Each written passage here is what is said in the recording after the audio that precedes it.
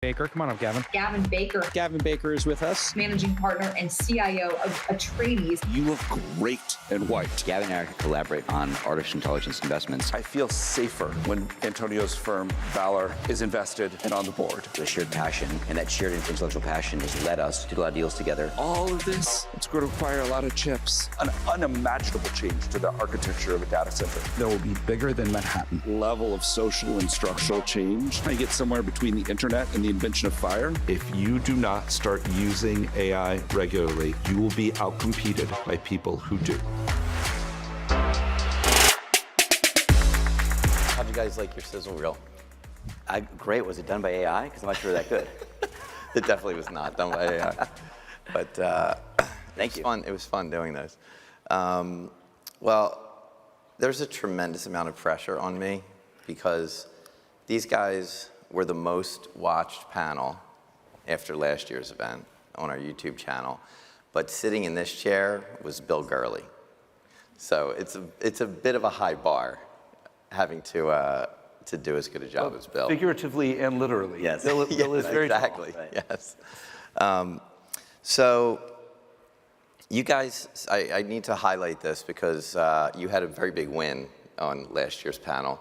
So there was a lot of AI discussion, of course, and one of the things that you talked about was the fact that any model that didn't have proprietary data was basically going to become a commodity. And I think with DeepSeek this week, you were proven correct. So excellent work. Thank you. Now, give us your take. I just was on stage here a half hour ago with Brad Gerstner and got his take on DeepSeek.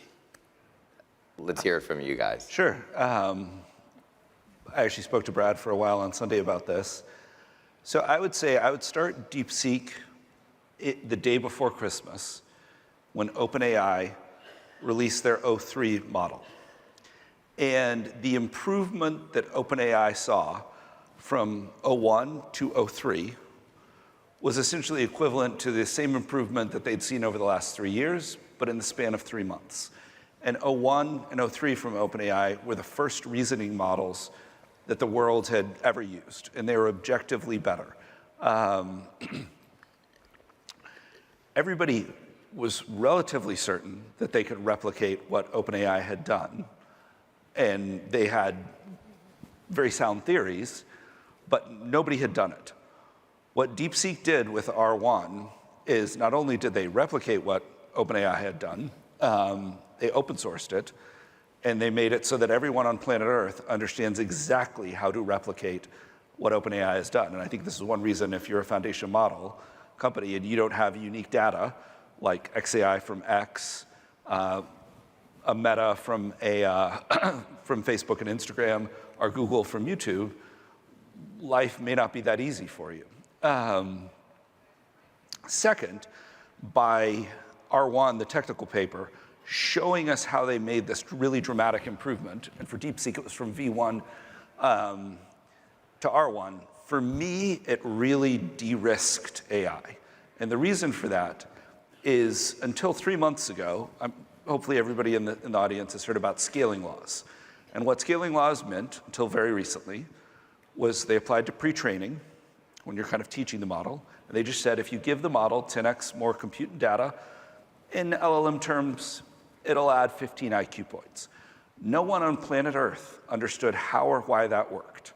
Our understanding of that process, it was not a law, it's called a law, it was just an empirical observation. And our understanding of that process was, this may offend some of my friends at the labs who feel like they have a slightly better understanding, but it's directionally correct, was kind of like the ancient Greeks and the Egyptians. They knew that the sun rose in the east, they knew that it set in the west, and they could roughly say, hey, at this time of year, it'll rise there and set there.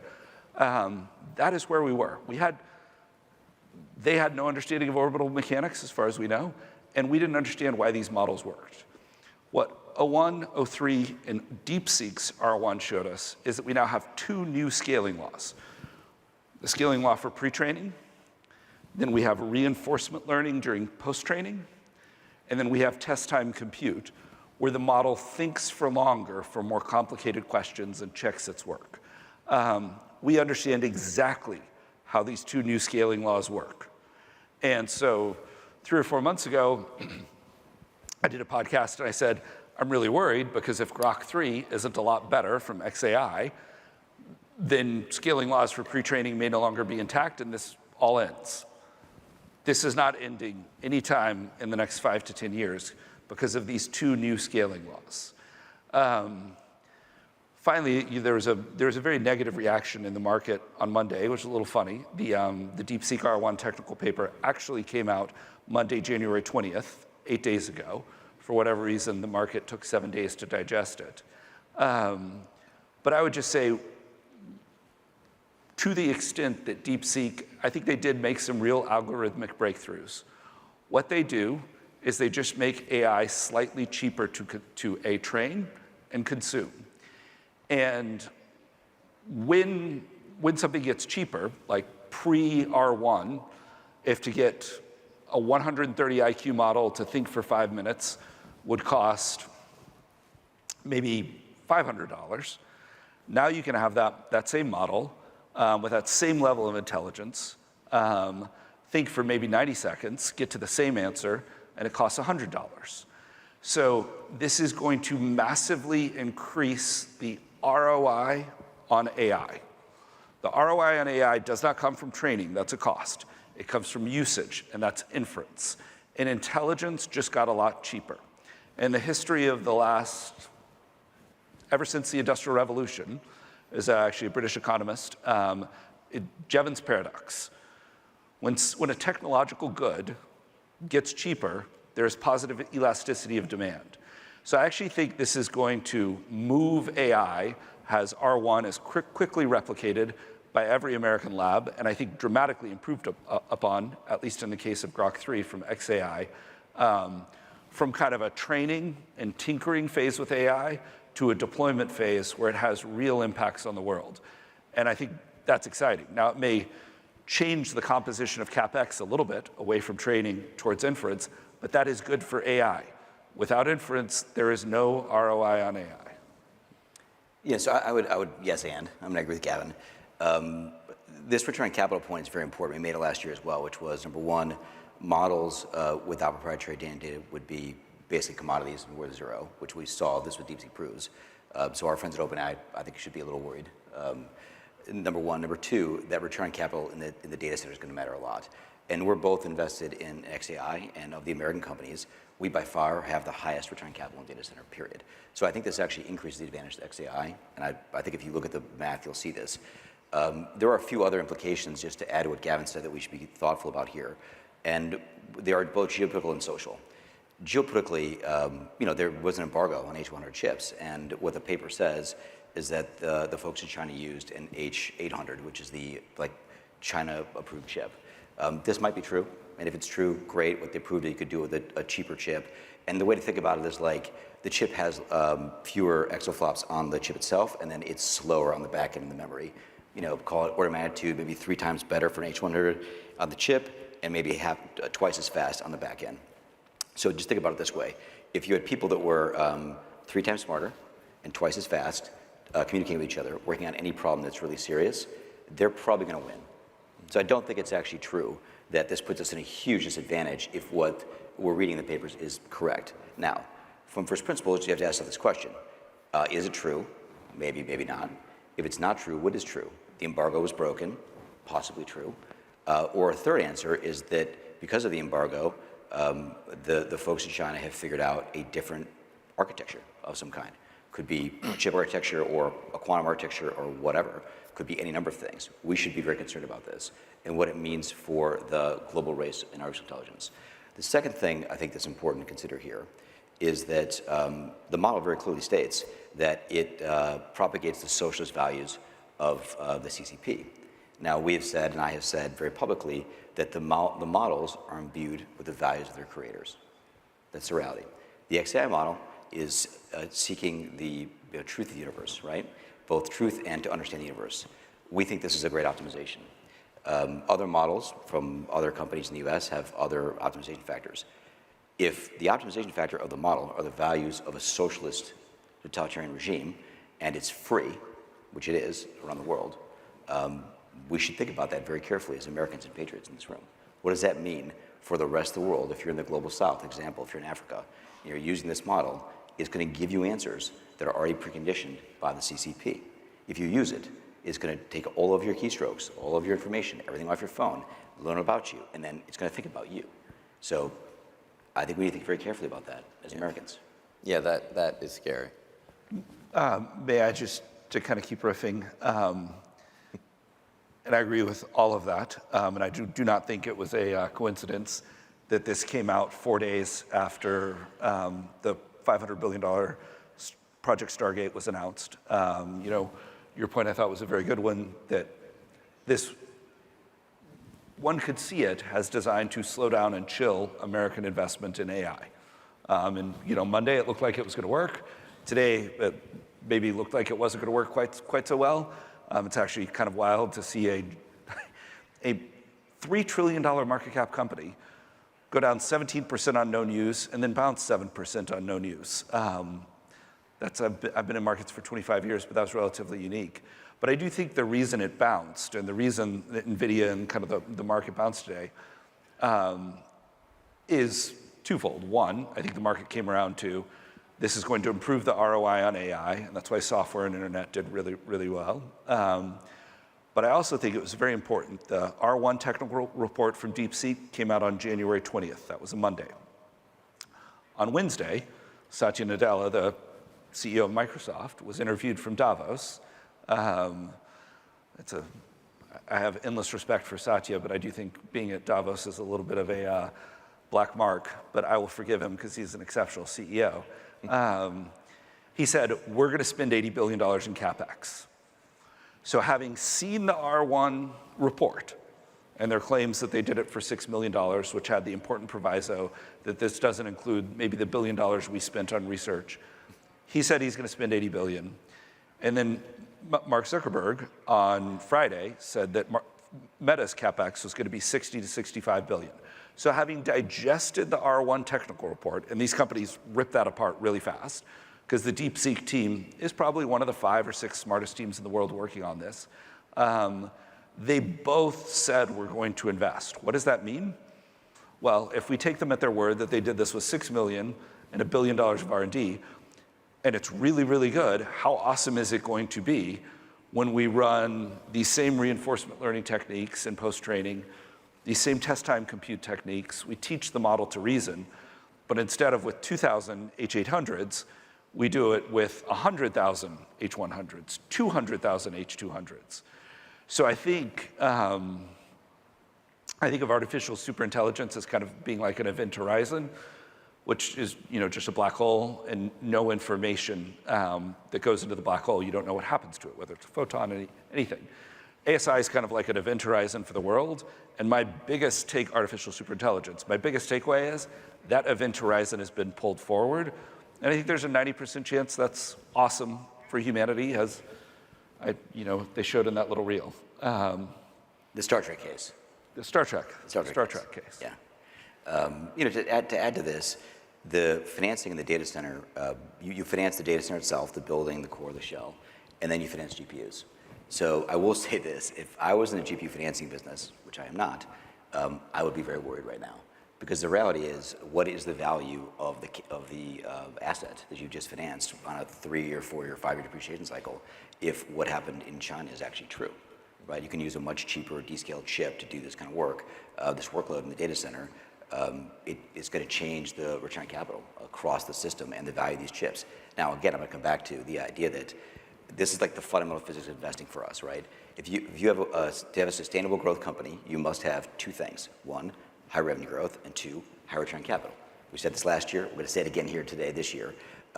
We believe XAI has the highest return on capital, certainly in the West. And I would, knowing what happened in the Chinese factory for Tesla, and knowing the way that Elon thinks about the world and how he builds capital, I would argue we will have the highest return on capital in XAI, whatever the chip is, anywhere on Earth. So I believe this is another reason we're going to win at XAI. So you mentioned Tesla in China, and of course, we're all focused on what Elon is working on right now with the Trump administration and Doge. I'd love to hear your thoughts on that whole project, and I believe at least you, Antonio, are you have some role in that, and maybe you too, Gavin. I'm not sure. Yeah, I try to be helpful wherever I can be. Overall, I'd say that Elon is a patriot. He's an immigrant to this country and loves this country. And so what he's doing is driven by patriotism and love for the country that comes out of his heart. There are also, dozens, 75, 80 other people there, all professionals. They're excellent. There's like the Avengers signal at scale, okay, going out around the country that are excellent, that are working on this. And we at Valor are trying to be helpful wherever we can. The problem statement is very simple. We basically spend $6.5 trillion in this country every year. We take in $4.5 trillion. Our debt is about $30 trillion. If you include entitlements, it's $36 trillion. The math just doesn't square. We can't keep running these deficits. It won't work. Now, it's very, very bad for the economy overall. At some point, even though we're reserve currency, we don't want to find out where the edge is, where the American dollar gets valued, right? We don't want to find that out. And at the same time, what's happened in DC is our bureaucracy has blossomed. It's bloomed at post-COVID, ballooned. And at some level, we live in a bureaucracy, not a democracy. And so there's two things that need to happen to really ignite, I'd say, American productivity and solve this problem. One is we need to reduce deficits, reduce spending. Two is we take all these people that are being non-productive and make them productive. Ultimately, the benign case, the soft landing case, is not just about making cuts. It's about increasing American productivity by reducing regulation and getting, whatever number of millions of people in the government that are being unproductive, moving paper around, and enforcing regulations that we're enforcing into the productive parts of the economy. If we can do that, we can raise GDP growth rates from, call it 2.5% on average to 3.5%, I believe. And if we can take the cost down at the same time, you add AI to this, and you have a productivity movement in America, we have a very, very, very bright future.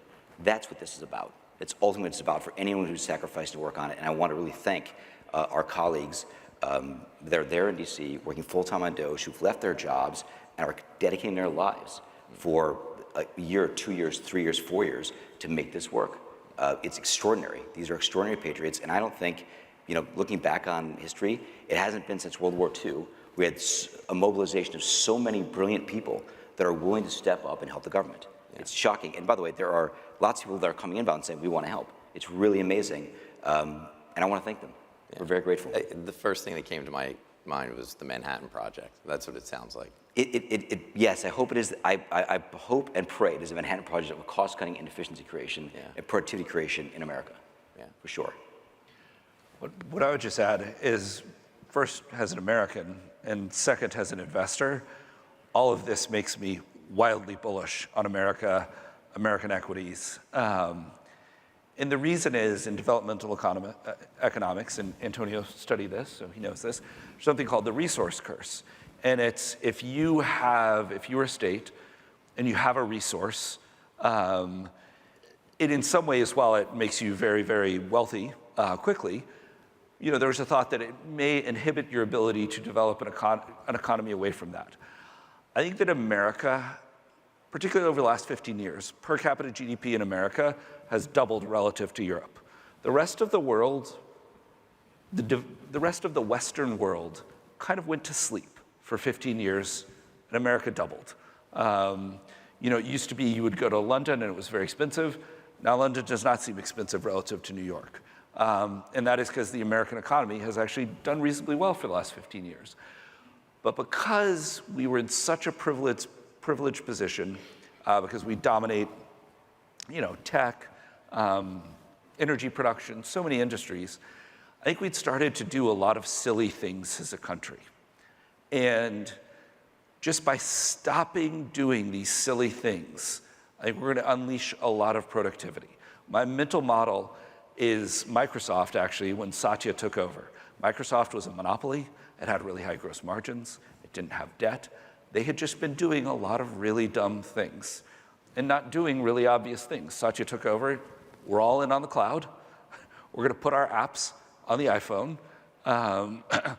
And we're going to be an application company first, not a operating system. And Microsoft went off on an incredible run after being flat for 15 years. And that, to me, is American. When I say silly things, what do I mean? This is a story I believe is public. But the United States government made SpaceX kidnap baby seals. Think about this. This is a true story. So, the Fish and Wildlife Service, the FAA, the EPA, everyone, and SpaceX is one of the best things we have going for us as Americans. Because of SpaceX, America is 95% of mass to orbit. Orbit is the ultimate high ground in strategic terms.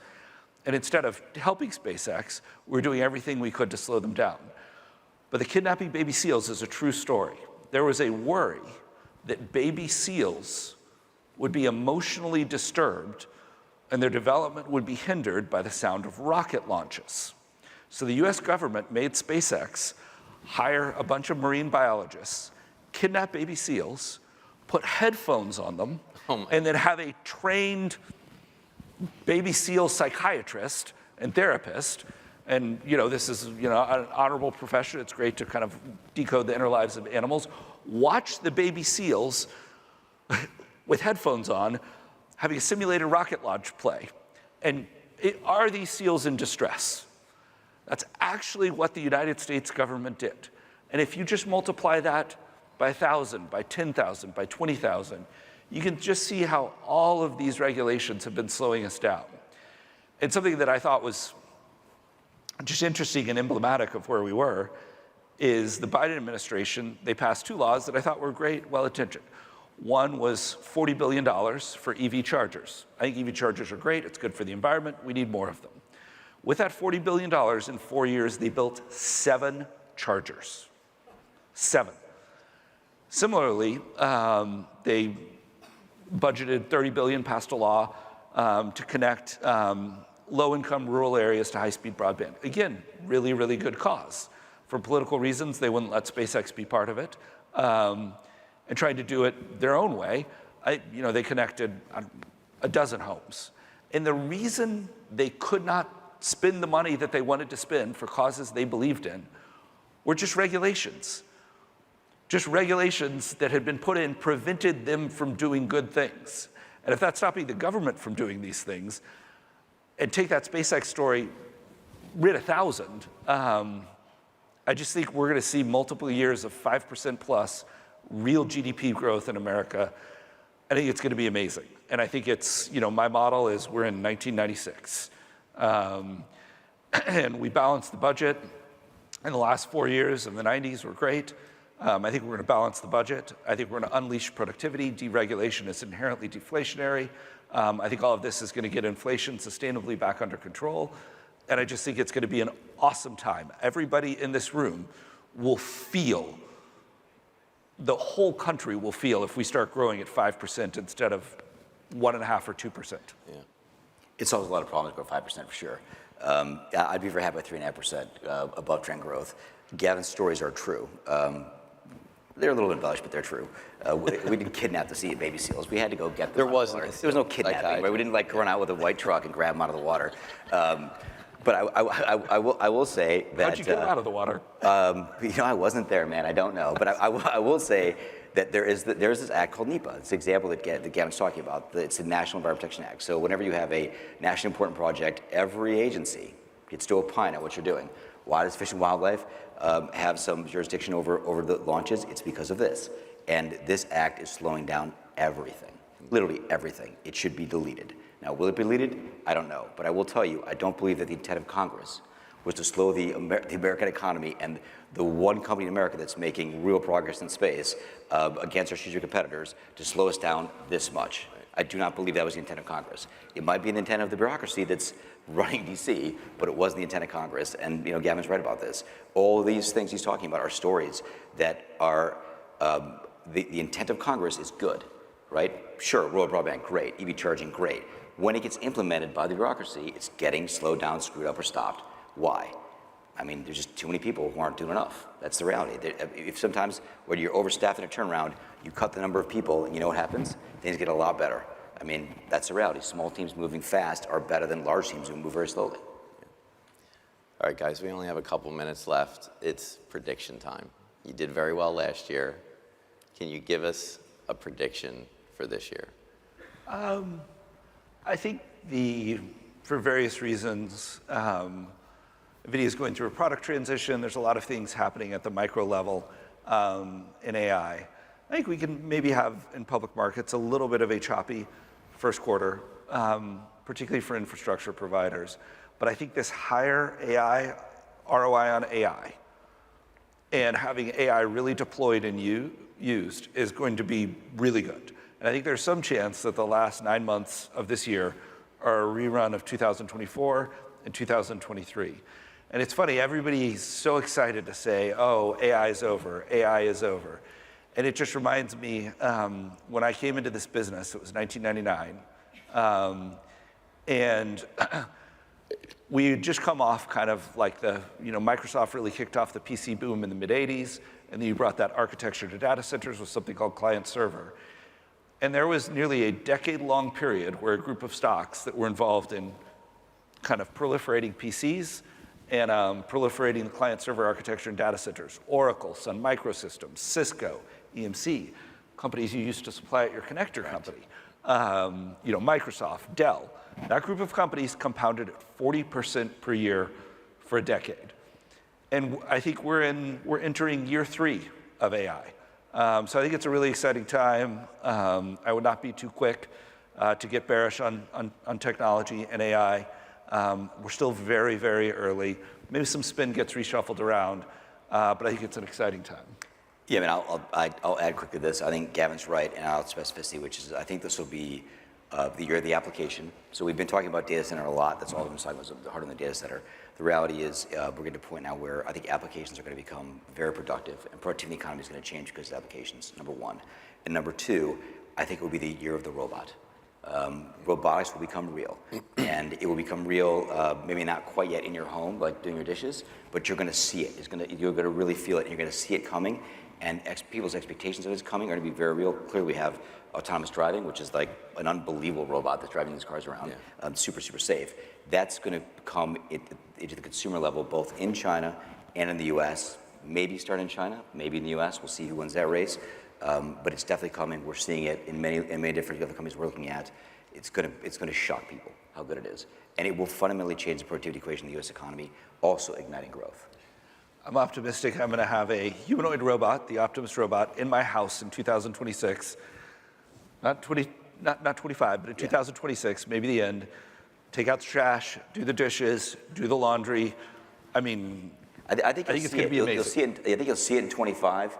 And you'll see it in operation. It might be in your house in 26, 27, yes. But people will get it. You're going to really get it. We're sitting here saying, wait a minute, why aren't we talking about robots last year? Well, we just talked about robots right now. I 100% agree. I think 2025 is the year when the robots and humanoid robots, people believe they're a reality and they're the future, the same way ChatGPT kind of unlocked, AI for knowledge workers.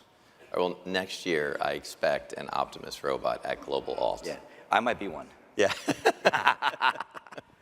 Guys, thank you so much. I'm really honored that you come here and share your thoughts. Thank you. Really amazing. Thank you.